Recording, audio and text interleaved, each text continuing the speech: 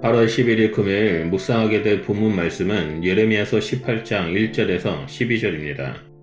예레미야 18장은 토기장의 비유를 통해 여호와와 이스라엘의 관계를 묘사합니다.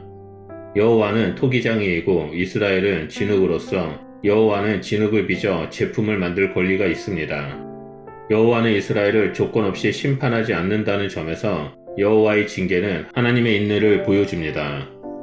여호와의 말씀은 예언자에게 다시 임했습니다. 이번엔 예레미야에게 주어진 말씀은 독특하게도 토기장이에게 가라는 명령입니다. 2절은 예언자가 토기장이 집에서 듣게 될 여호와의 말씀을 반드시 듣고 백성에게 전해야 함을 보여줍니다. 여호와의 명령에 따라 예언자는 토기장이 집으로 향합니다. 본문에 나오는 농로는 두 개의 돌로 이루어진 물레를 가리키며 이것은 질그릇을 만드는 데 사용되었습니다. 예언자는 토기장이가 물레로 일을 하고 있는 모습을 목격합니다. 하지만 물레 위에서 작업하던 그릇이 망가지자 토기장이는 그것을 새로운 것으로 만들기 시작합니다. 본문에는 히브리어 아사라는 동사가 세 차례나 사용되어 제작의 의미를 강조합니다. 히브리어 아사는 터지다, 망가지다를 의미합니다. 이것은 망가진 것을 다시 사용하고 있음을 보여줍니다.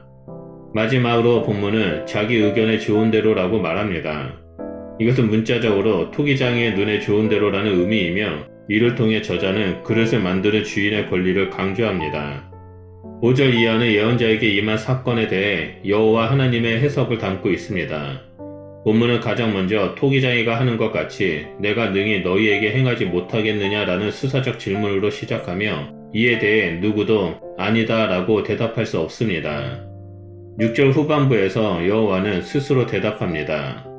진흙이 토기장이의 손에 있음 같이는 너희가 내 손에 있음을 말하며 이스라엘의 후손이 새롭게 만들어질 것을 묘사합니다. 7절은 여호와의 행위를 묘사합니다.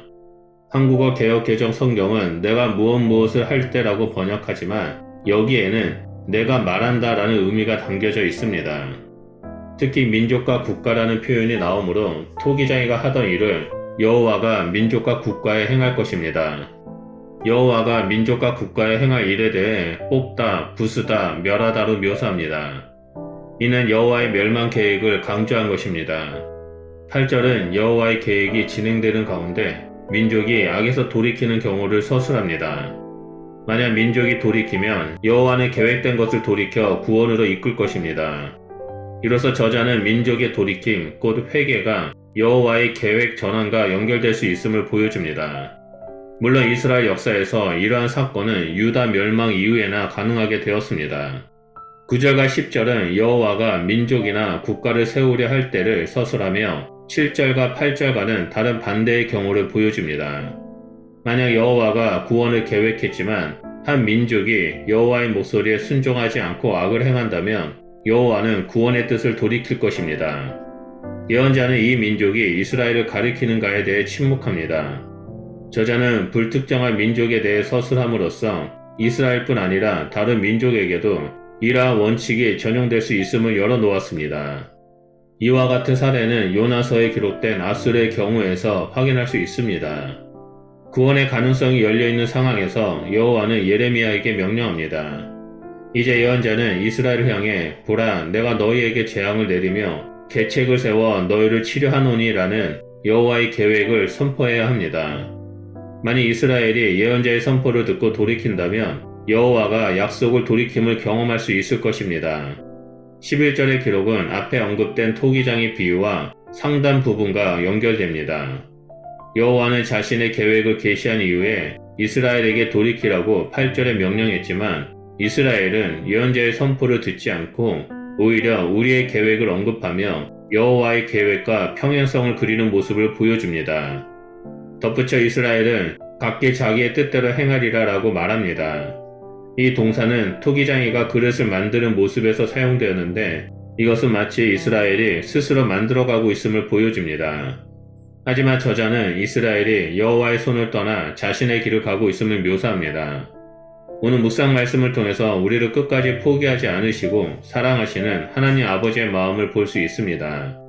망가진 진흙을 새로운 것으로 만드는 토기장의 모습을 통해 하나님은 인간의 제약에서 오래 참으시고 인내하시며 새롭게 만드시는 분이심을 볼 수 있습니다. 또한 남유다가 하나님의 말씀을 듣고 스스로 자신들이 터지고 망가진 진흙임을 인정하고 하나님께 돌아온다면 구원을 얻을 수 있는 것처럼 우리 역시 죄인의 길에서 돌아서 하나님 앞에 선다면 하나님은 우리를 구원하시고 새롭게 하심을 보여주고 있습니다. 우리는 예수 그리스도의 보혈로 우리를 정결케 씻어주시는 하나님의 사랑에 반응하는 그리스도인이 되어야 합니다. 하나님이 주시는 자유의지를 세상의 것을 쫓아가는 데 사용하는 것이 아니라 하나님을 따르기를 결정하며 순종하는 자가 되어야 합니다.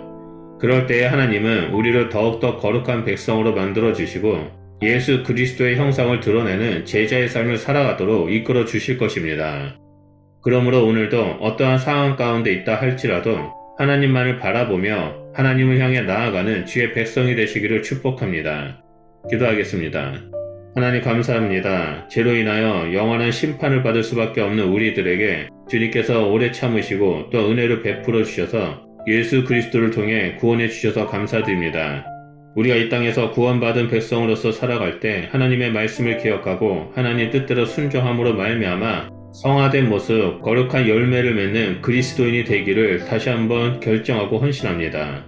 하나님 우리의 삶을 기쁘게 받아주시고 우리의 삶이 하나님의 형상을 드러내는 자가 될 수 있도록 역사하여 주시옵소서. 우리를 통해 일해 주심을 감사드리며 예수 그리스도 이름으로 기도드립니다. 아멘.